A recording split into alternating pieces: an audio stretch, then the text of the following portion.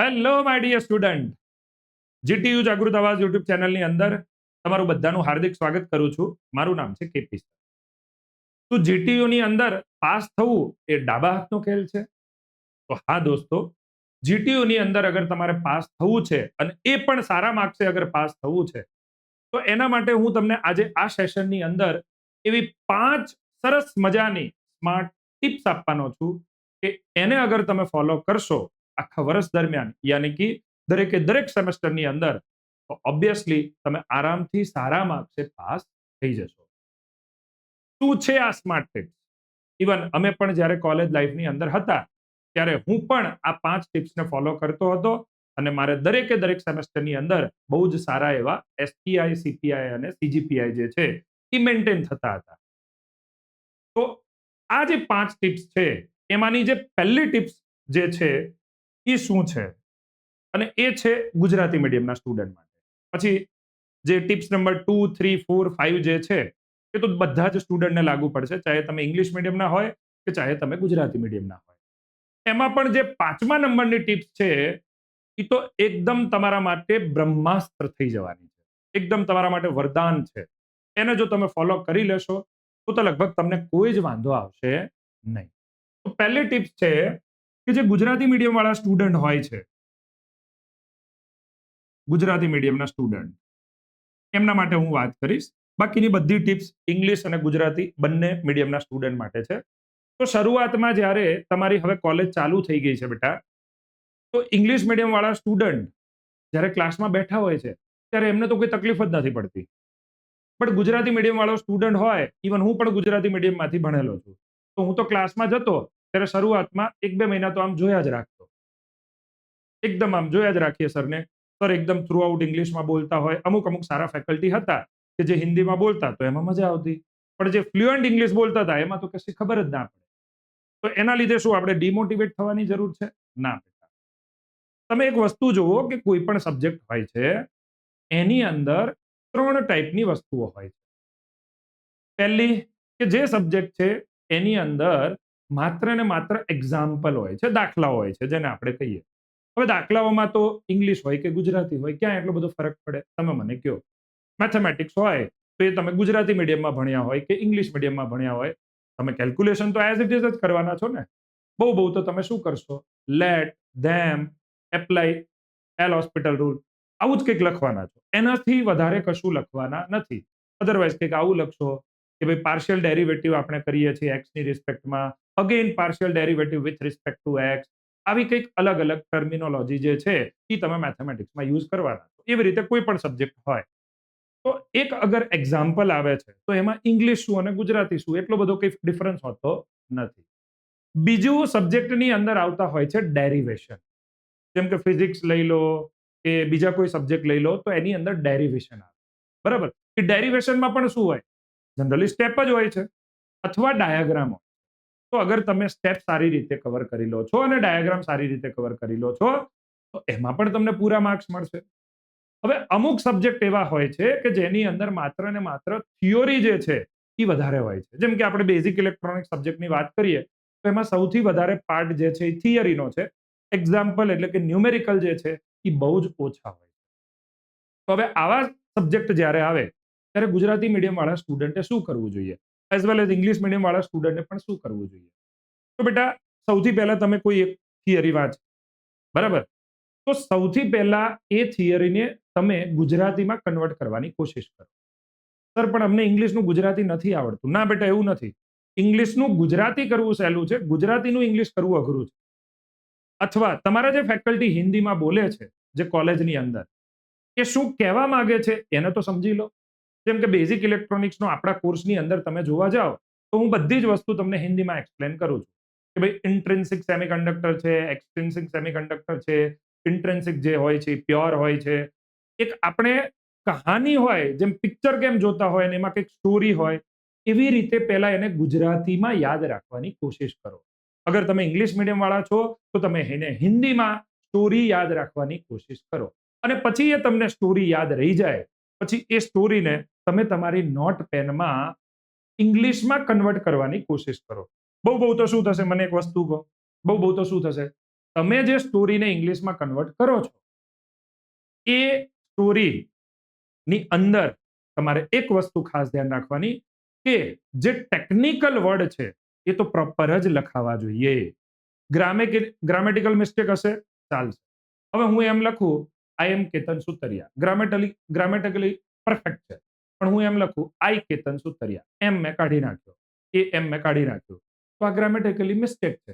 But એનાથી ગભરાવાની બિલકુલ જરૂર નથી, કારણ કે તમે કોઈ ઇંગ્લિશની એક્ઝામ આપવા નથી જઈ રહ્યા. અગર તમે ગ્રામેટિકલી પરફેક્ટ લખો છો તો વેલ એન્ડ ગુડ, બટ નથી લખી શકતા, પહેલું સેમેસ્ટર છે, તો જીવનમાં તકલીફ પડે ગુજરાતી મીડિયમ વાળા સ્ટુડન્ટને. બટ એનાથી કંઈ તમારા એટલા બધા બી માર્ક્સ કટ થવાના નથી. એનું રીઝન શું છે? કારણ કે તમે જે કોલેજમાં સ્ટડી કરો છો, જીટીયુ ની અંદર તમે સ્ટડી કરો છો, એમાં જે પ્રોફેસરો છે એમની એજ વધારે છે. અમુક એવા પ્રોફેસરો હશે કે જે હમણાં લેટેસ્ટ પાસ આઉટ થઈ અને કોલેજમાં લાગ્યા હશે, બરાબર. બાકીના મોસ્ટલી પ્રોફેસરો છે એમની એજ વધારે છે, તો એ તો બધા મોસ્ટલી ગુજરાતી મીડિયમમાંથી જ પાસ આઉટ છે, તો એમને બી ખબર જ છે કે આ ગુજરાતી મીડિયમ વાળો સ્ટુડન્ટ છે તો એમને ક્યાંક ગ્રામેટિકલી મિસ્ટેક હશે જ.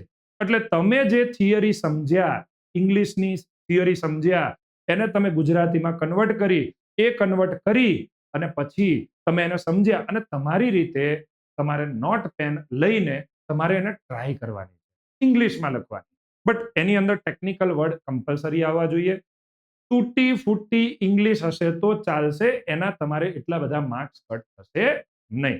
કારણ કે જે જીટીયુ નો પ્રોફેસર છે એ પણ તમને સમજવાનો છે કે ભાઈ ફર્સ્ટ સેમેસ્ટર છે તો બાળકને આવી નાની મોટી તકલીફો તો રહે. ઇવન અમને પણ તકલીફ પડતી હતી, તો એનાથી તમારે ડિમોટિવેટ થવાનું નથી, બરાબર. બીજી એક વસ્તુ કે જે ગુજરાતી મીડિયમ વાળો હોય કે ઇંગ્લિશ મીડિયમ વાળો હોય, આખું પેજ ભરીને થિયરી હોય, બરાબર, તો એને શોર્ટમાં લખો. તમારી નોટ પેનમાં ટેકનિકલ વર્ડ લખો કે ભાઈ પહેલું છે કે ભાઈ એન ટાઈપ સેમિકન્ડક્ટર, તો એન ટાઈપ સેમિકન્ડક્ટરની અંદર શું શું પ્રોસેસ હોય એને પહેલા રિકોલ કરો કે ભાઈ પ્યોર સેમિકન્ડક્ટર હોય એની અંદર આપણે પેન્ટાવેલેન્ટ ઇમ્પ્યોરિટી એડ કરી. તમે પહેલો પોઈન્ટ લખો પેન્ટાવેલેન્ટ ઇમ્પ્યોરિટી એડ કરી આપણે. બીજો પોઈન્ટ લખો પેન્ટાવેલેન્ટ ઇમ્પ્યોરિટી એડ કરી તો એનાથી શું થવાનું છે, તો એક ઇલેક્ટ્રોન એક્સ્ટ્રા મળવાનો છે, તો એ લખો એક્સ્ટ્રા ઇલેક્ટ્રોન. એટલે આવી નાની નાની શોર્ટ નોટ્સ બનાવશો એટલે એન ટાઈપ સેમિકન્ડક્ટર હોય એમાં તમે 5 થી 6 નાના નાના પોઈન્ટ લખ્યા, બરોબર. હવે એ તમારે લાસ્ટ ટાઈમ જ્યારે પણ એક્ઝામ આવે ત્યારે એ 5 થી 6 પોઈન્ટ યાદ રાખવાના અને એનાથી જાતે સ્ટોરી ક્રિએટ કરવાની, અને એ જે સ્ટોરી ક્રિએટ કરી એને તમારે ઇંગ્લિશમાં લખવાની. બટ પહેલા તમે એક્ઝામ પહેલા 1 થી 2 વાર એ સ્ટોરી તમારી જાતે નોટ પેનથી લખેલી હોવી જોઈએ. તમે સીધું એક્ઝામમાં ટ્રાય કરશો તો ત્યાં વધારે ઇંગ્લિશ ખરાબ થશે. અહીંયા 1-2 વાર તમે ટ્રાય કરેલી હશે તો તમારા જે ટેકનિકલ વર્ડ છે એ તમે કયા નથી લખ્યા એ બધું તમે કમ્પેર કરશો એટલે તમને આઈડિયા આવશે. તો પહેલી ટિપ્સ આ કે જે તમારે અવશ્ય ફોલો કરવી જોઈએ. શું કરવાનું? થિયરી જે છે એના મેઇન જે પોઈન્ટ છે એને એરો કરીને લખી દો. એન ટાઈપ સેમિકન્ડક્ટર હોય તો એમાં 5 અગત્યના પોઈન્ટ છે, તો 5 અગત્યના પોઈન્ટ તમારી નોટમાં પેનથી મસ્ત રીતે લખી દો અને આને જ તમે સ્ટોરીમાં કન્વર્ટ કરો અને પછી એને ઇંગ્લિશમાં કન્વર્ટ કરી દો. આનાથી તમારું જે પ્રેઝન્ટેશન વગેરે છે એ પણ સુધરી જશે. તમે ઇંગ્લિશમાં ક્યાં ક્યાં ભૂલો કરો છો એ પણ તમને ખબર પડી જશે. થર્ડ થિંગ, તમે કયા ટેકનિકલ વર્ડ નથી લખ્યા એ પણ તમને ખબર. બીજી વસ્તુ કે જે આ ડાયાગ્રામ અને ડેરિવેશન આવતા હોય, એ આ ડાયાગ્રામ અને ડેરિવેશન તો હંમેશા પરફેક્ટ રીતે ડ્રો કરવાના, એમાં ક્યારેય કંજૂસી નહીં કરવાની. થિયરીમાં એકાદો પોઈન્ટ ભૂલી જશો તો ચાલશે, ડાયાગ્રામ અને ડેરિવેશનના સ્ટેપ ક્યારેય તમારે ભૂલવાના નથી, કારણ કે તમારો જે ફેકલ્ટી છે એ તમારા ડેરિવેશનના સ્ટેપ અને ડાયાગ્રામ ઉપરથી જ જનરલી માર્ક આપતા હોય. તો પહેલી ટિપ્સ આ હતી જે તમારે કમ્પલસરી બધાએ ફોલો કરવાની છે. ટિપ નંબર 2 આ બી બહુ જબરદસ્ત છે કે તમારે 2 એક્ઝામ આવશે, એક મિડ એક્ઝામ આવશે અને બીજી ફાઇનલ એક્ઝામ આવશે. સેમેસ્ટર જ્યારે તમારું પૂરું થાય ત્યારે ફાઇનલ એક્ઝામ આવે.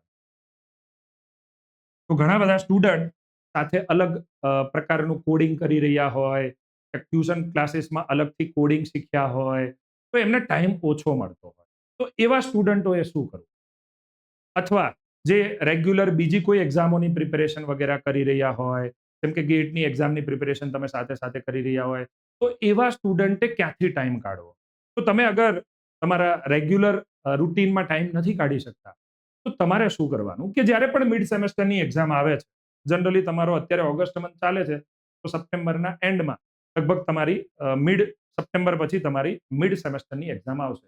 એમાં લગભગ 50% જેટલો તમારો સિલેબસ હોય, જે પણ તમારો સિલેબસ હોય આખા વર્ષનો, આખા સેમેસ્ટરનો, એનો અડધો સિલેબસ જનરલી તમારો મિડ સેમેસ્ટરની અંદર હોય અને ફાઇનલમાં તો પૂરેપૂરો જ સિલેબસ હોય છે. તો આ મિડ એક્ઝામ જે આવે છે, મિડ સેમેસ્ટરની એક્ઝામ, એના લગભગ 20 દિવસ પહેલા અથવા 25 દિવસ પહેલા એકદમ જબરદસ્ત પ્લાનિંગ સાથે તમે પ્રિપેરેશન ચાલુ કરો. તમારે લગભગ 6 થી 7 સબ્જેક્ટ આવતા હોય, તો તમે 6 થી 7 સબ્જેક્ટને અલગ અલગ દિવસોમાં વહેંચી દો કે ભાઈ તમે 7 સબ્જેક્ટ છે અને તમે 21 દિવસ લીધા, તો 3 દિવસ મેથ્સને, 3 દિવસ ફિઝિક્સ, 3 દિવસ બેઝિક ઇલેક્ટ્રોનિક્સ, 3 દિવસ BEE, 3 દિવસ BME, 3 દિવસ EGD, આવી રીતે તમે સબ્જેક્ટને ડિવાઈડ કરો. બરાબર. અને એ 3 દિવસની અંદર જે પણ મિડ સેમેસ્ટરની અંદર આવવાનું છે, એનું એકો એક ચેપ્ટર, એકો એક આઈએમપી થિયરી, આઈએમપી ક્વેશ્ચન બધું જ વ્યવસ્થિત કરો. માત્ર ને માત્ર આઈએમપી નથી કરવાનું. ઈ ચેપ્ટરનું જેટલા બી ટોપિક છે બધા જ વ્યવસ્થિત રીતે કરો અને જ્યાં પણ થિયરી આવે છે એને લખીને એકવાર વ્યવસ્થિત કરો. એટલે એ છેલ્લા 21 દિવસ તો તમારે એકદમ એલર્ટમાં આવી જવા, એકદમ છે ને લાઇટલી નહીં લેવા. ભલે આગળનો 1 મહિનો તમે લાઇટલી લીધો, ડઝન્ટ મેટર, પણ આ છેલ્લા 21 દિવસ મિડ એક્ઝામના હોય ત્યારે તો એકદમ તમારે સ્ટ્રોંગ બની જવાનું અને કોઈ પણ જાતનો ટાઈમ વેસ્ટ કર્યા વગર પ્રોપરલી 21 દિવસ તમારે બધા સબ્જેક્ટ ઉપર ફોકસ. જે સબ્જેક્ટ ઓછો ફાવે છે એના ઉપર 1-2 દિવસ વધારે આપો, જે સબ્જેક્ટ વધારે આવડે છે એના ઉપર 1-2 સબ્જેક્ટ 1-2 દિવસ ઓછા. આ વસ્તુ તમારે ખાસ ધ્યાન રાખવાની. કારણ કે મિડ સેમેસ્ટરની અંદર જે 50% સિલેબસ છે એ તમારે અત્યારે વ્યવસ્થિત રીતે તૈયાર કરવો બહુ જ જરૂરી છે. કારણ કે એ જ 50% સિલેબસ ફાઇનલ એક્ઝામમાં બી આવવાનો છે ને. તો જો અત્યારથી જ તમે આ 50% સિલેબસ એકદમ જોરદાર રીતે કરો, તો ફાઇનલ એક્ઝામની અંદર ખાલી તમારે 50% સિલેબસ રિકોલ જ કરવાનું રહે કે અચ્છા આ તો બધું મને આવડે છે, મેં 21 દિવસ બહુ જ સારી રીતે મહેનત કરી હતી. તો એ વખતે તમારું 50% જે બર્ડન છે એ ઘટી જાય. તમે 12થમાં હતા ત્યારે તમારી જોડે આ જ થતું હતું કે જ્યારે 12થનો સિલેબસ ચાલુ થયો, પહેલું ચેપ્ટર ચાલ્યું, બીજું ચેપ્ટર ચાલ્યું, એની ક્લાસમાં એક્ઝામ લેવાની, તમને બહુ જ સારી રીતે આવડ્યું, તમને માર્ક્સ બી બહુ સારા રીતે આવ્યા. પછી ત્રીજું ચેપ્ટર ચાલ્યું, ચોથું ચાલ્યું, પાંચમું ચાલ્યું, પછી 1 થી 5 ચેપ્ટરની ટેસ્ટ લીધી એક સાથે, તમારા માર્ક્સ ડાઉન. સેમ વસ્તુ અહીંયા છે. તો મિડ એક્ઝામની અંદર જે પણ તમારા 3, 4 કે 5 ચેપ્ટર સિલેબસની અંદર છે, દરેક સબ્જેક્ટની અંદર એવા જોરદાર કરો કે મિડ સેમેસ્ટરની એક્ઝામ પછી જ્યારે ફાઇનલ સેમેસ્ટરની એક્ઝામ આવે ત્યારે આપણે એને દરેક સબ્જેક્ટને એ 50% સિલેબસ જે આપણે પહેલા કવર કરેલો છે એમાં એક દિવસ આપીએ ને તો પણ આપણને બધું યાદ આવી જાય. તો બાકીનું 50% સિલેબસ જ પછી ફાઇનલ એક્ઝામની અંદર કવર કરવાનું રહે અને એની અંદર ટાઈમ આપવાનો રહે. બીજી એક વસ્તુ કહું મિડ એક્ઝામની અંદર કે ઘણા બધા સ્ટુડન્ટ શું કરે છે, આ મેં કીધું ને કે 21 દિવસ એકદમ જોરદાર રીતે તમારે સ્ટ્રોંગલી આના ઉપર કામ કરવાનું. ઘણા બધા સ્ટુડન્ટ તો શું કરે છે કે કોલેજમાં જવાનું બંધ કરી દેશે, એટલે બંક મારશે. તો તમને આ પણ એક સિક્રેટ કહું કે છેલ્લે મિડ એક્ઝામ જ્યારે બી માની લો કે 20 સપ્ટેમ્બરે તમારી મિડ એક્ઝામ આવે છે અને તમે 1 સપ્ટેમ્બરથી કોલેજ જવાનું બંધ કરી દીધું. પ્રાઇવેટમાં તો આવું નહીં બને, ગવર્મેન્ટમાં ઘણા બધા છોકરાઓ બંક મારતા હોય છે. તો બેટા ખાસ ધ્યાનથી સમજવું, છેલ્લા 10, 15, 20 દિવસની અંદર જે સિલેબસ ચાલ્યો હોય એમાંથી જ લગભગ 8-10 માર્કનું કોલેજના પ્રોફેસરો પૂછતા હોય. તો એ ક્લાસ તો ક્યારેય મિસ ના કરો. અગર તમે મિસ કર્યા છે તો તમે જે તે પ્લેટફોર્મ ઉપરથી ભણી રહ્યા છો, સ્ટડી કરી રહ્યા છો, એમાંથી ઈ ચેપ્ટર ખાસ કરી લેવા, જેથી કરીને તમારા લાસ્ટ મોમેન્ટ ઉપરના જે ચેપ્ટરો ચાલ્યા છે એના માર્ક્સ તમારા જાય નહીં. તો મિડ સેમેસ્ટરની એક્ઝામમાં અને ફાઇનલ એક્ઝામમાં તમારે આ વસ્તુઓનું બહુ જ સારી રીતે ધ્યાન રાખવાનું. Tip number 3, PYQ. પીવાયક્યુ એટલે શું થયું? પ્રીવિયસ યર્સના ક્વેશ્ચન. બરાબર, પ્રીવિયસ યર્સના ક્વેશ્ચન એટલે કે લાસ્ટ યર તમારી જે કોલેજ હતી એનું મિડ સેમેસ્ટરનું પેપર તમારા સિનિયર જોડેથી લો. તમારા કોલેજના પ્રોફેસર સાથે સારું બોન્ડિંગ હંમેશા રાખવાનું, એમની જોડેથી પેપર લો. મોસ્ટલી તમારા સિનિયર તમને પ્રોવાઈડ કરી જ દેશે અને આપણી એપ્લિકેશનમાં પણ મિડ સેમના પેપરો આપણે રાખતા જોઈએ છીએ. પણ છતાં બી લેટેસ્ટ પેપર તમારા સિનિયર જોડે પડ્યું હોય તો એ લો અને એને એનાલિસિસ કરો અને જાતે લખવાની ટ્રાય કરો. બરાબર, જનરલી એના એ જ ક્વેશ્ચનો મિડ સેમેસ્ટરની એક્ઝામની અંદર પૂછતા હોય છે, અથવા એના જેવા અથવા એ જ ટોપિકના મિડ સેમેસ્ટરની એક્ઝામની અંદર પૂછતા હોય છે. અને જોડે જોડે એક વસ્તુ આ પણ કરવાની કે જે ફાઇનલ એક્ઝામના પેપરો હોય એ પેપર પણ લઈ લો, અને એમાંથી જે તમારે મિડ સેમેસ્ટરમાં ચેપ્ટરો આવવાના છે એના જે પીવાયક્યુ છે એ પણ અત્યારથી જ કરી લો, જેથી કરીને ફાઇનલ એક્ઝામ વખતે એ પીવાયક્યુ આપણે અલગથી કરવા ન પડે. એકવાર જોઈ લઈએ તો પણ આપણને યાદ આવી જાય. તો તમારા માટે એક વસ્તુ કહીશ બેટા, કે મિડ સેમેસ્ટરની એક્ઝામને છે ને એકદમ હલકામાં ના લેતા. એને જેટલું તમે સ્ટ્રોંગ કર્યું, 30 માર્કની મિડ સેમેસ્ટરની એક્ઝામ હોય, બધા સ્ટુડન્ટ ટ્રાય કરશે કે મિનિમમ મારા એમાં 25 અથવા 25 થી ઉપર આવે. જો તમારે એમાં 25 થી ઉપર આવી ગયા અને પછી ફાઇનલ એક્ઝામ જે 70 માર્ક્સની હોય એમાં તમે 40 આસપાસ લઈ દીધા, તો તમારો ગ્રેડ જે છે એ સારામાં સારો બનવાનો. અચ્છા, જો તમને ગ્રેડ સિસ્ટમમાં જાણવું હોય કે કેટલા માર્ક્સે કયો ગ્રેડ આવે, સીપીઆઈ શું છે, એસપીઆઈ શું છે, તો એના ઉપર એક અવશ્ય કોમેન્ટ કરજો આ વિડીયો પૂરો થાય એટલે, તો હું એના ઉપર તમને અલગથી પણ વિડીયો બનાવી આપીશ. તમે જે ટોપિક કહેશો એના ઉપર આપણે વિડીયો બનાવીશું. કોમેન્ટ ખાસ કરવી.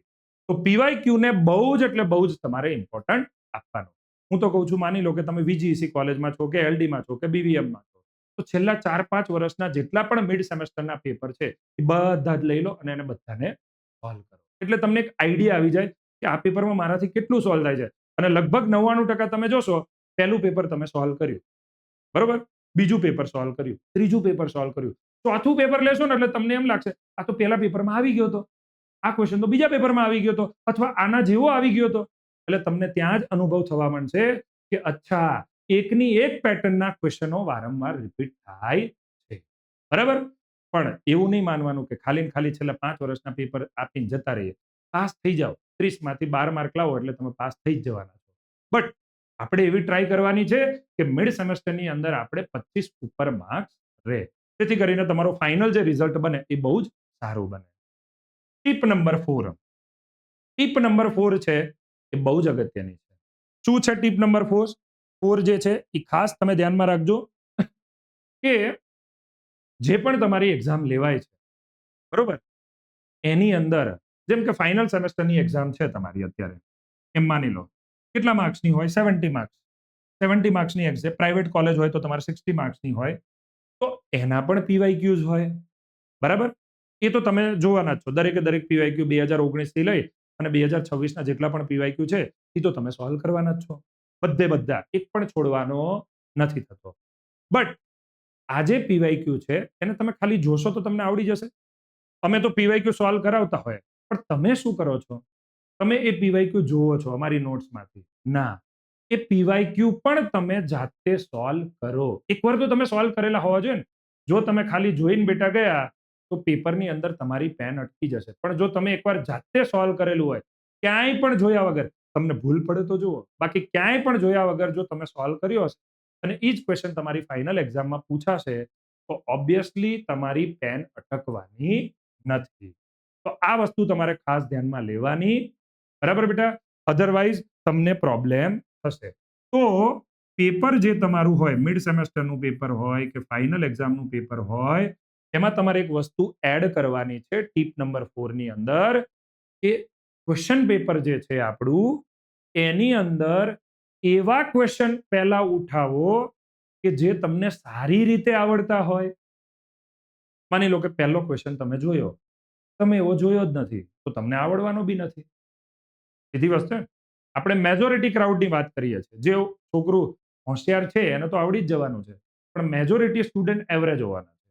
તો એ એવરેજ છોકરું પહેલો ક્વેશ્ચન જોશે અને એને માની લો કે એની કોલેજમાં એવો ક્વેશ્ચન નથી જોયો, અથવા અહીંયા આપણે કરાઈએ છીએ કે બી જ્યાં ત્યાંથી ભણે છે ત્યાં એને ક્વેશ્ચન નથી જોયો, તો એને તો એવું લાગશે કે આ ક્વેશ્ચન તો મેં જોયેલો જ નથી, મને તો આવડવાનો જ નથી. અથવા એને પીવાયક્યુ સોલ્વ કર્યા છે એમાં ક્વેશ્ચન ક્યાં જોવા નથી મળેલો, તો એને નથી આવડવાનો, એટલે એ ટ્રાય નહીં કરે. તો તમારા પેપરની અંદર એવા ક્વેશ્ચન પિક કરો, પકડો કે જે તમે જોયેલા છે અને એમાં તમને કોન્ફિડન્સ છે. કારણ કે એવા પેપરની અંદર તમે 4 કે 5 ક્વેશ્ચન પકડી લો. જેમ કે મિડ સેમેસ્ટરની એક્ઝામ હોય, એમાં 2 માર્કના ક્વેશ્ચન હોય, 3 માર્કના ક્વેશ્ચન હોય, 4 માર્કનો ક્વેશ્ચન હોય, 5 માર્કનો ક્વેશ્ચન હોય. 5 માર્કના તમે સારામાં સારા 2 ક્વેશ્ચન પકડી લીધા, 3 માર્કના સારામાં સારા 5 થી 6 ક્વેશ્ચન પકડી લીધા, કે 2 માર્કના તમે 4 થી 5 ક્વેશ્ચન પકડી લીધા. ઓવરઓલ જેટલા પણ ક્વેશ્ચન છે, માની લો કે એક પેપરની અંદર મિડ સેમેસ્ટરની અંદર 10 ક્વેશ્ચન પૂછાણા. તો 10 ક્વેશ્ચનની અંદર તમે 4 થી 5 સારા એવા ક્વેશ્ચન પકડી લો કે જે તમને સારી રીતે આવડે છે. પહેલા એ લખો. બરાબર? પહેલા એ લખો. એ લખશો ને તમને આવડશે ને એટલે અંદરથી કોન્ફિડન્સ બિલ્ડઅપ થાય. અને પછી જે નથી આવડતા એને તમે એપ્રોચ કરો તો બની શકે એ પણ આવડી જાય. હું તો એવું જ કરતો હતો કે પહેલા જે ક્વેશ્ચન આયા એમાંથી જે મને આવડે છે એને ફટાફટ લખી કાઢો. ક્વેશ્ચનનું નામ આપી દેવાનું, ટાઇટલ આપી દેવાનું, કે ક્વેશ્ચન 3 નો એ, ક્વેશ્ચન 3 નો બી, પછી ક્વેશ્ચન 4 નો બી, આવી ટાઇટલ આપી દો અને પછી એને મસ્ત રીતે લખી દો. બરાબર? નોર્મલ એવી સ્પીડ રાખવાની, એકદમ ધીમી ધીમી પણ સ્પીડ રાખવાની નહીં. નહીંતર પાછું પેપર જ પૂરું ના થાય. એટલે જે તમને આવડે છે ને એ તમે પેપરમાં લખશો ને તો એક અંદરથી પોઝિટિવિટી આવે કે વાહ, આ તો મને આવડી ગયું. એમ કરતા કરતા 5 ક્વેશ્ચન થઈ ગયા, 6 ક્વેશ્ચન થઈ ગયા, પછી હવે માની લો કે પાછળ 3-4 વધ્યા, એ નથી આવડતા. તો હવે એના ઉપર તમે ફોકસ કરો. બની જાય ઘણીવાર એવું કે આગળની જે પોઝિટિવિટી આવી છે ક્વેશ્ચન સોલ્વ કરવાની, એ તમારાથી સોલ્વ થઈ ગયા, એના લીધે જે નતા આવડતા, જે તમે જીવનમાં ક્યારે જોયા નતા, એમાં પણ પોઝિટિવિટી આવે અને ઈ ક્વેશ્ચન સોલ્વ થાય. અરે ભલે ને આખો ક્વેશ્ચન સોલ્વ ના થાય, અડધો થાય, 4 માર્કનો હોય તો 2 માર્ક્સ તો મળે ને. અથવા પોણો થાય, 75% 80% થાય તો 3 માર્ક્સ તો આપશે ને. તો કોઈ નુકસાન આપણને જવાનું નથી. અને એક વસ્તુ ખાસ કે ક્યારે પેપરમાં કંઈ ખાલી મૂકીને તો આવવાનું જ નહીં. થિયરી વાળા ક્વેશ્ચનમાં તો ખાસ કશું જ ખાલી નહીં મૂકવાનું. માની લો કે એન ટાઈપ સેમિકન્ડક્ટર છે, તમને 3 પોઈન્ટ યાદ આવ્યા તો 2 પોઈન્ટ ફેરવી ઘુમાઈને એકનું એક ભલે વસ્તુ આવે પણ લખી ના આવવાનું. ક્યારે થિયોરિટિકલ ક્વેશ્ચન તો ક્યારે છોડવાનો નહીં. ફાઇનલ એક્ઝામ હોય તો ફાઇનલ એક્ઝામમાં આવી રીતે હોય. ફાઇનલ એક્ઝામ હોય ને તમારી તો એમાં આવી રીતે હોય. ક્વેશ્ચન નંબર 1 છે, એમાં એક ક્વેશ્ચન છે એના 3 માર્ક હોય, પછી બીજો ક્વેશ્ચન છે એના 4 માર્ક હોય, સી છે એના 7 માર્ક. એવી રીતે ક્વેશ્ચન નંબર 2 હોય, એવી રીતે ક્વેશ્ચન નંબર 3, એવી રીતે ક્વેશ્ચન નંબર 4, એવી રીતે ક્વેશ્ચન નંબર 5. ક્યારેક ઓરમાં બી આપતા હોય. ક્વેશ્ચન 3 ના ઓરમાં 3, અથવા ક્વેશ્ચન 2 છે એનો સી છે, એ સી ના ઓરમાં સી, આવી રીતે આપતા હોય. હવે 70 માર્ક્સની એક્ઝામ હોય તો એમાં પાસિંગ માર્ક્સ 23 જ હોય. 23 જ હોય. ખાલી ને ખાલી 23 હોય. અને મિડ સેમેસ્ટર હોય એમાં 30 માંથી 12 હોય. અને ટોટલ કરો તો 100 માંથી તમારા 35 માર્ક પાસિંગ માટે જોઈએ. તો મિડ સેમેસ્ટરની અંદર જ જો તમે વધારે લાવી દો અને ફાઇનલ એક્ઝામની અંદર તમે 40-50 માર્ક્સ લાવો તો પણ મસ્ત એવું તમારું રિઝલ્ટ બને અને સારો એવો ગ્રેડ તમે પ્રાપ્ત કરી શકો. તો ફાઇનલ સેમેસ્ટરની એક્ઝામ જો હોય તો એમાં તમારે એમ માનો કે 40 અથવા 40 થી ઉપર માર્ક્સ લાવવા છે, તો આમાંથી તમે 5 થી 7 એવા ક્વેશ્ચન એકદમ અર્જુનની જેમ, અર્જુનને કેમ ઓલો પક્ષીની આંખ જ દેખાતી હતી, તો આટલા બધા ક્વેશ્ચન હોય એમાંથી તમે 5 કે 7 એવા ક્વેશ્ચન સારા પકડી લો કે જે તમને બહુ જ સારી રીતે આવડે છે અને એને લખી નાખો. જીટીયુ નો પ્રોફેસર આમ ખુશ થઈ જાય કે વાહ, છોકરાએ શું લખ્યું છે.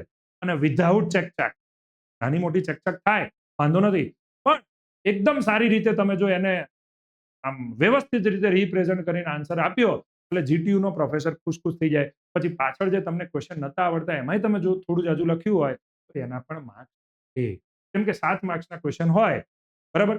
ટોટલ આ જો 3 ને 4 7 ને 7 14. આવા ટોટલ 5 ક્વેશ્ચન, એક ક્વેશ્ચનના 14 માર્ક થયા. 3, 4 અને 7 એવા 5 એટલે 70 માર્કનું પેપર થયું. તો એમાંથી તમે 7 માર્કના 3 સારા પકડી લો ક્વેશ્ચન. 4 માર્કના છે એવા 3-4 પકડી લો અને 3 માર્કના 4-5 પકડી લો. તો કેવું મસ્ત મજાનું તમારું આખું પેપર થઈ જાય. બીજું નથી આવડતું એને છેલ્લે ટ્રાય કરો. આવડે એટલું લખો, ના આવડે એટલું છોડો. તો આ પણ તમારે ખાસ ધ્યાનમાં રાખવાનું કે પેપરની અંદર એવા ક્વેશ્ચન સિલેક્ટ કરવાના કે જે તમે જોયેલા હોય અથવા એના જેવો તમે પહેલા કરેલો હોય. તમે આગળ જે એક્ઝામની પ્રિપેરેશન માટે 20-25 દિવસ કે ફાઇનલ એક્ઝામ માટે 1 મહિના પહેલા જ્યારે બી તમે ચાલુ કર્યું હતું ત્યારે એવા ક્વેશ્ચન પહેલા એટેમ્પ્ટ કરવા. અને 5મી જે ટિપ્સ છે એ તો જબરદસ્ત છે કે ભાઈ મિડ સેમેસ્ટરની એક્ઝામ આવી, બ્રહ્માસ્ત્ર છે આ. મિડ સેમેસ્ટરની એક્ઝામ આવી તો શું કરવાનું ખબર છે? તમારી મિડ સેમેસ્ટરની એક્ઝામના પેપર તો સોલ્વ કરવાના. તમારી જે કોલેજના સિનિયર હોય એમની જોડેથી તમે લઈને સોલ્વ કરશો, અથવા તમારી કોલેજની વેબસાઇટ ઉપર હોય તો ત્યાંથી લઈને સોલ્વ કરશો. છેલ્લા 3-4 વર્ષના તો એ ઘસી જ મારવાના. પણ તમારી આજુબાજુની જેટલી પણ કોલેજ છે, જેમ કે વીજીઈસી વાળો છે, તો એ LD નું મગાવે, જીઈસી રાજકોટનું મગાવે, જીઈસી ભરૂચનું મગાવે, જીઈસી સુરતનું મગાવે, DDU નું મંગાવી લે, BVM નું મંગાવી લે, ચારુસેટનું મંગાવી લે, નિરમાનું મંગાવી લે. ભલે પ્રાઇવેટ કોલેજના બી મંગાવી લો અને એમાં તમારા જે ચેપ્ટર મિડ સેમેસ્ટરની અંદર આવવાના છે એ બધા ચેપ્ટરના એ બધી સારી સારી કોલેજના મંગાવી લેવાના, સારી સારી કોલેજના કે ટોપ 10 કે ટોપ 15 કોલેજમાં આવતી એ બધાના મંગાવી લો અને એમાં તમારે જે ચેપ્ટર છે માની લો કે ઇનડિટર્મિનન્ટ ફોર્મ છે જેમાં એલ હોસ્પિટલ, તો જે તે કોલેજમાં એલ હોસ્પિટલ વાળા જેટલા બી ક્વેશ્ચન હોય એ બધા એકવાર સોલ્વ કરી લો, કારણ કે દરેકે દરેક કોલેજ મિડ સેમેસ્ટરની અંદર જે ક્વેશ્ચન પૂછવાનો છે એ આઈએમપી જ પૂછવાનો છે, એ એરો ગેરો ક્વેશ્ચન નહીં પૂછે, કારણ કે મિડ સેમેસ્ટર આખા સેમેસ્ટરની અંદર એક જ લેવાના છે. તો એ એક એક્ઝામ સારી લે ને, આપણે થોડી કે દર 15 દિવસે હાલો એક્ઝામ લઈ લીધી, તો એ કંઈક સારી રીતે એક્ઝામ જે છે એ લેવા માંગે છે, એટલે એની અંદર સારા સારા આઈએમપી ક્વેશ્ચન જ નાખશે. તો જેટલા બી સારી સારી ટોપ 10 કોલેજ છે એના પેપર મંગાવી લો મિડ સેમેસ્ટરના. ભાઈ માની લો કે વીજીસી વાળાને 20 સપ્ટેમ્બરે ચાલુ થયું, બરોબર પેપર, અને એની પહેલા 15 સપ્ટેમ્બરે એલડી વાળાએ લઈ લીધી, તો એલડી નું પેપર તમે મંગાવી લો, જીઈસી રાજકોટનું મંગાવી લો, એલડી વાળાને પહેલા ચાલુ થઈ હતી એની પહેલા કોઈને ચાલુ થઈ ગયું હોય તેનું મંગાવી લો, એલડી વાળા પહેલા કોઈનું ચાલુ જ નથી થયું તો એલડી વાળા એમના જે આગળના વર્ષોના મિડ સેમના પેપર છે એ સોલ્વ કરી લે. એટલે આજુબાજુ જેટલી પણ સારી સારી કોલેજો છે ગુજરાતની અંદર ટોપ 10 માં આવતી હોય એ બધી કોલેજના મિડ સેમેસ્ટરના પેપર તમારે મંગાવી લેવાના. અને ભાઈ તમારા ફ્રેન્ડ તો હશે જ નહીં ને, ફ્રેન્ડ નહીં હોય તો ફ્રેન્ડી હશે, એ તો તમને હેલ્પ કરશે જ, બરાબર. તમારી ફ્રેન્ડ હોય, ગર્લફ્રેન્ડ હોય, જે પણ હોય એની પાસેથી મંગાવી લો કે ભાઈ પેપર મોકલ, અને ઈ પેપર તમારે ફાઇનલ એક્ઝામ આપતા પહેલા તમારે ઈ પેપર પણ એકવાર સોલ્વ કરી લેવું, જેથી કરીને કોઈ નવા ટાઈપનો ક્વેશ્ચન આવે તો પણ તમારી પેન અટકે નહીં અને જે તમે પાસ થવા માટે મથો છો એ પાસ નહીં, સારામાં સારા માર્ક્સે પણ તમે પાસ. તો આઈ હોપ કે આ વિડીયો તમને બહુ જ ગમ્યો હશે અને આવી જ અવનવી ટિપ્સો તમારે જો જાણવી હોય અને અલગ અલગ ટોપિક વિશે તમારે જાણવું હોય તો કોમેન્ટમાં આ વિડીયો પૂરો થાય એટલે ખાસ લખજો કે અમારે આ ટોપિક વિશે જાણવું છે, હું અવશ્ય એના ઉપર વિડીયો બનાવીશ. અને બેટા લાસ્ટમાં એટલું કહીશ કે હવે જીટીયુ અથવા પ્રાઇવેટ કોલેજ રિગાર્ડિંગ જે પણ કંઈ ઇન્ફોર્મેશન હશે, બરાબર, એ આપણી આ જે ચેનલ છે જીટીયુ જાગૃત આવાજ, ઠીક છે, જીટીયુ જાગૃત આવાજ આપણી મેઇન ચેનલ છે જાગૃત આવાજ, અને આ આપણે સ્પેશિયલ કોલેજ માટે બનાવેલી છે જીટીયુ જાગૃત આવાજ, બરાબર. આ ચેનલને તમે સબસ્ક્રાઇબ ના કરી હોય તો સબસ્ક્રાઇબ કરી લેજો. હવેની બધી જ ઇન્ફોર્મેશન તમને આ ચેનલ ઉપર આપવામાં આવશે. મિડ સેમેસ્ટરના પેપર સોલ્યુશન કરાવીશ તો આ ચેનલ ઉપર કરાવીશ, કારણ કે જે તમે અત્યાર સુધી ચેનલ ફોલો કરતા હતા જાગૃત આવાજ, હવે એમાં નવા 12th વાળા સ્ટુડન્ટ આવશે, તો 10th 11th 12th માટેની એ સેપરેટ ચેનલ થઈ જશે. કોલેજ માટે સ્પેશિયલી તમારે આ ચેનલને ફોલો કરવાની છે. કોઈ પણ નવી હવે અપડેટ આવશે કોલેજ રિગાર્ડિંગ તો તમને આની અંદર જોવા મળશે. ઠીક છે બેટા, thank you so much, take care, bye bye. નવી કોઈ પણ તમારે જાણવું હોય કોઈ પણ ટોપિક વિશે તો એ ટોપિકનું નામ જે છે એ તમે કોમેન્ટ બોક્સમાં જરૂરથી લખજો, જેથી કરીને હું તમને એની અંદર કંઈક હેલ્પ કરી શકું. Thank you so much, take care, bye bye.